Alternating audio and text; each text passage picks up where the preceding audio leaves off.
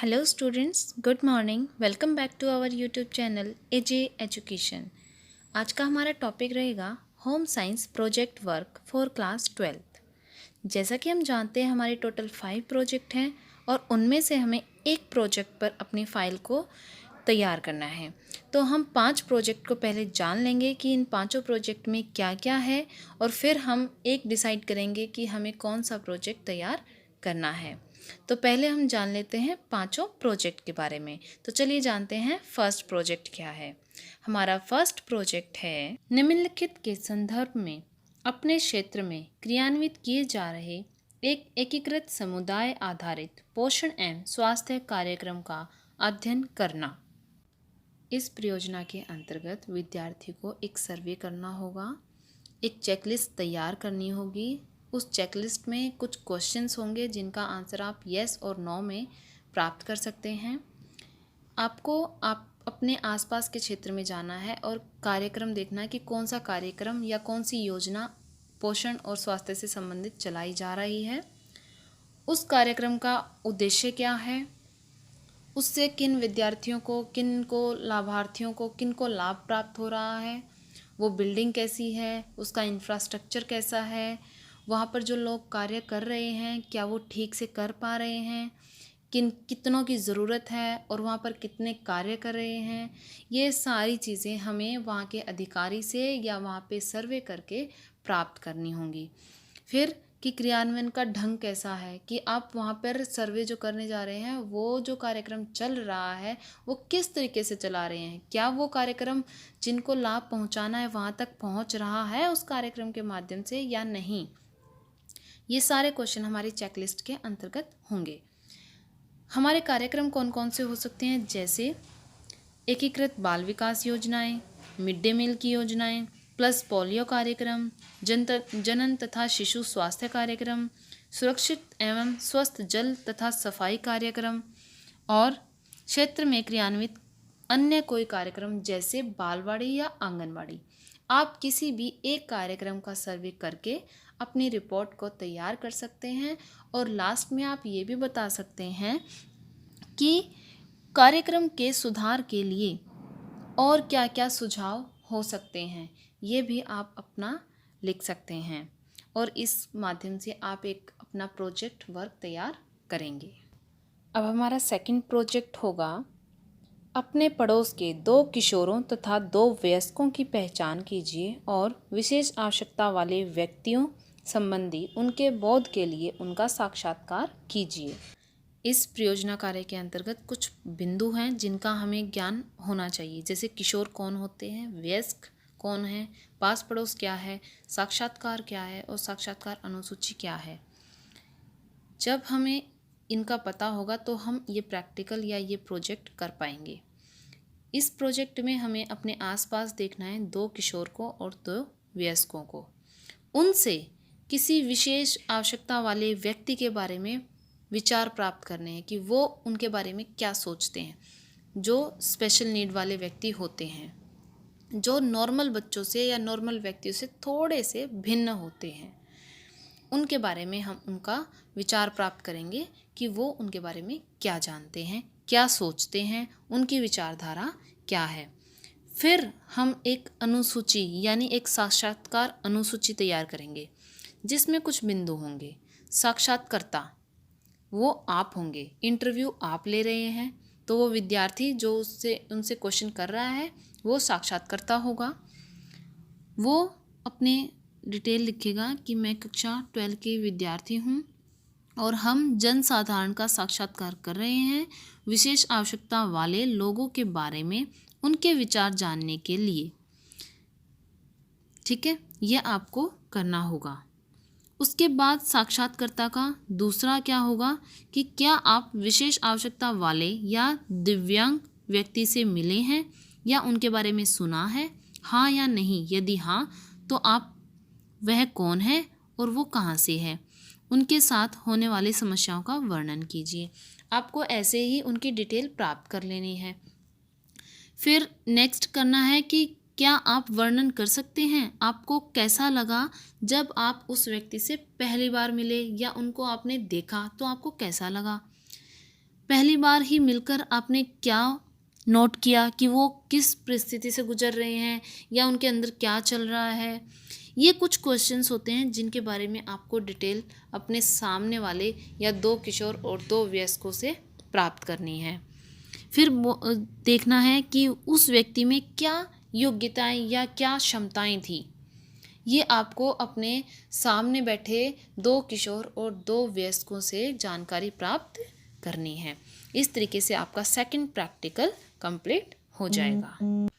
अब हमारा next third project होगा विशेष आवश्यकताओं वाले किसी एक व्यक्ति, बच्चे या वयस्क के आहार, पहनावे, क्रियाकलापों, भौतिक तथा मनोवैज्ञानिक आवश्यकताओं का पता लगाने के लिए विवरणिका तैयार करना। इस परियोजना के अंतर्गत हम अपने आसपास एक बच्चे जो 11 से 18 वर्ष के बीच में हो और एक वयस्क व्यक्ति की पहचान करेंगे जो किसी भी प्रकार से दिव्यांग हो। उनमें से एक को हम चुनेंगे और उसके बाद उनसे ये पूछेंगे कि क्या वह हमारे क्रियाकलापों में एक सहभागी बनने के लिए तैयार है, क्या वह हमारे प्रश्नों का उत्तर दे सकता है। फिर उसके बाद हम ये भी बताएंगे कि आपकी देखभाल करने वाला कोई भी परिवार का सदस्य आपकी तरफ से आंसर कर सकता है।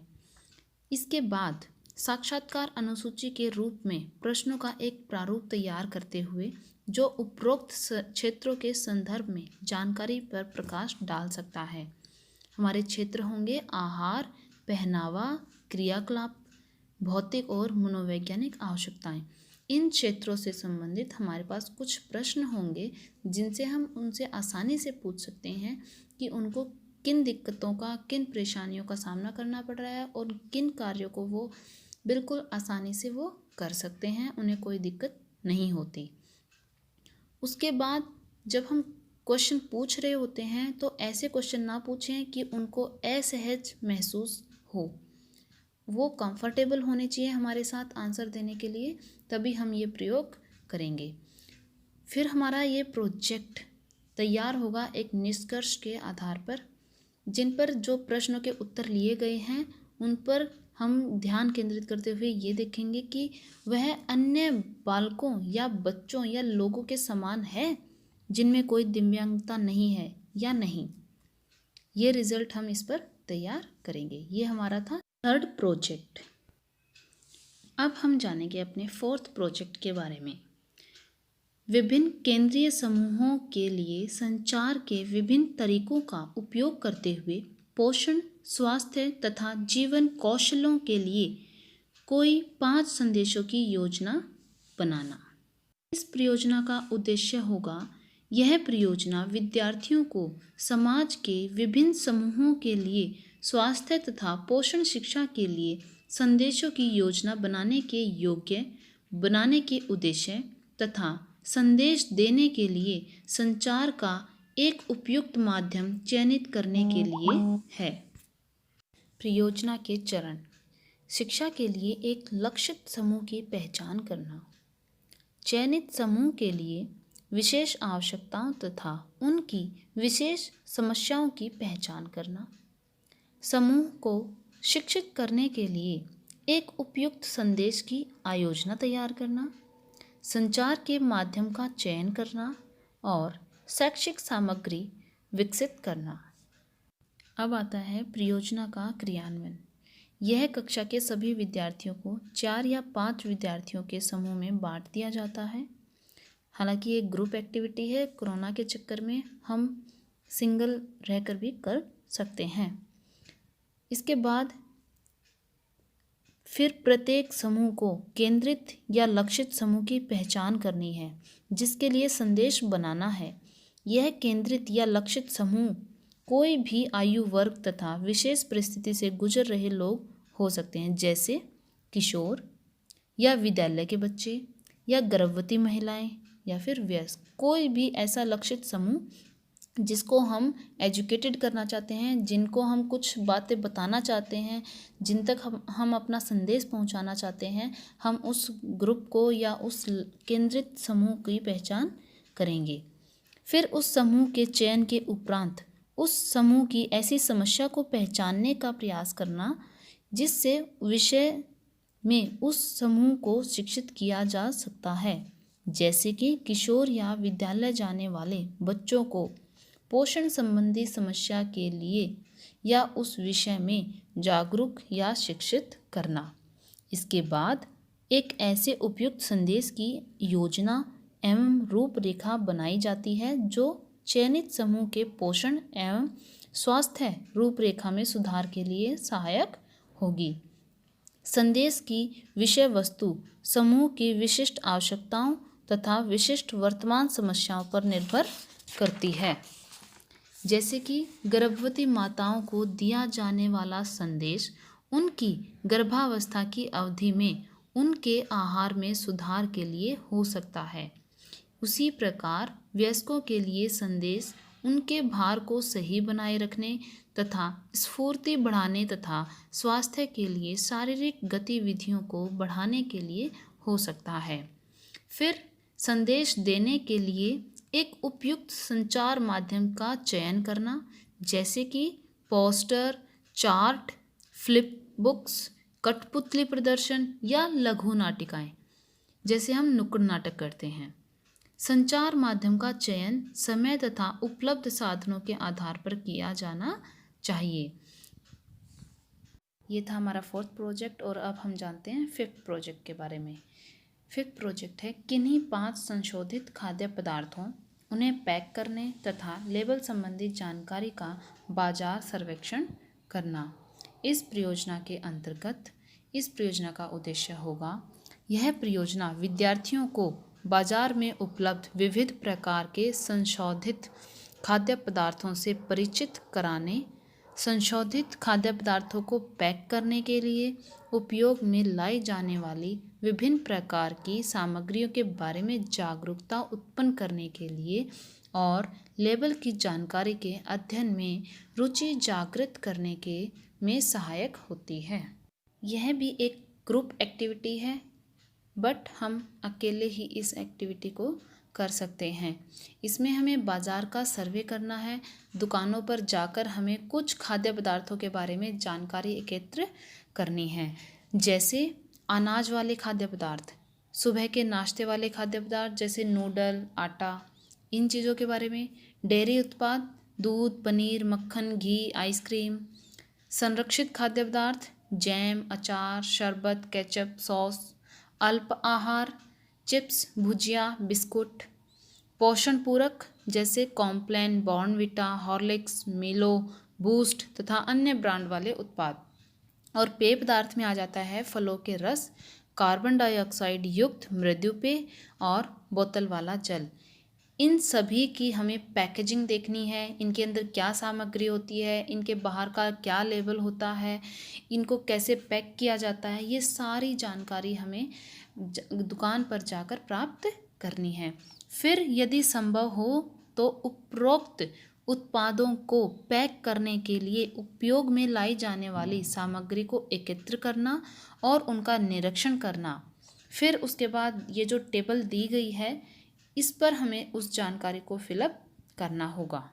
इस टेबल में सबसे पहले है उत्पाद का नाम, मतलब कौन सा प्रोडक्ट हम ले रहे हैं, बिस्किट ले रहे हैं, नूडल ले रहे हैं, जैम है या अचार है, कौन सा प्रोडक्ट है।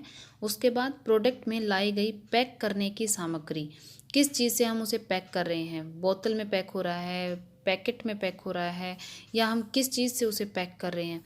फिर पैक करने की दिनांक कि कब हमने उसको पैक कर दिया, यानी मैन्युफैक्चरिंग डेट, दिनांक जिससे पहले प्रयोग में लाई जाए यानी कि एक्सपायरी डेट। फिर हम लिखेंगे एक्सपायरी डेट। उसका भार, उसमें कितना भार है, वो 100 ग्राम का है, 500 ग्राम का है, उसमें 20 ग्राम है, कितना है।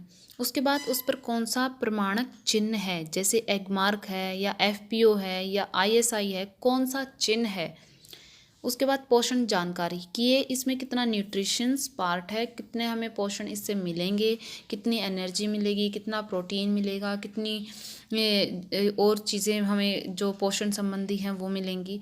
और टिप्पणी यदि कोई हो तो, मतलब जैसे कि कई बार किसी प्रोडक्ट पर लिखा आता है कि बच्चों से दूर रखें या ज़्यादा तापमान पर ना रखें या कोल्ड स्टोरेज में रखें, ये कोई विशेष टिप्पणी अगर है तो। फिर आता है उपरोक्त सारणी से प्राप्त जानकारी के आधार पर विभिन्न पैक करने वाली सामग्रियों की तुलनात्मक खूबियां और दोषों को अंकित करना है कि इसकी क्या पैकेजिंग में क्या विशेषता है, क्या इसमें दोष है, कि क्या ये हमारे लिए हानिकारक है, क्या इसमें ये क्वालिटी अच्छी नहीं है, ये इसकी क्वालिटी गलत है, या इसमें क्या खूबियां हैं, कितना अच्छा है ये सारा आपको इस फिफ्थ प्रैक्टिकल में बताना है। और इस आधार पर आपको एक रिपोर्ट तैयार करनी है जो हमारा फिफ्थ प्रैक्टिकल यानी फिफ्थ प्रोजेक्ट होगा। ये थे हमारे 5 project. Thank you so much. इनमें से हमें एक प्रोजेक्ट पर कार्य करना है और अपना फाइल मेंटेन करनी है। अगर आपको ये वीडियो पसंद आई है, अगर आपको ये हेल्पफुल लगे तो चैनल को सब्सक्राइब करें, वीडियो को लाइक करें और ज़्यादा से ज़्यादा शेयर करें।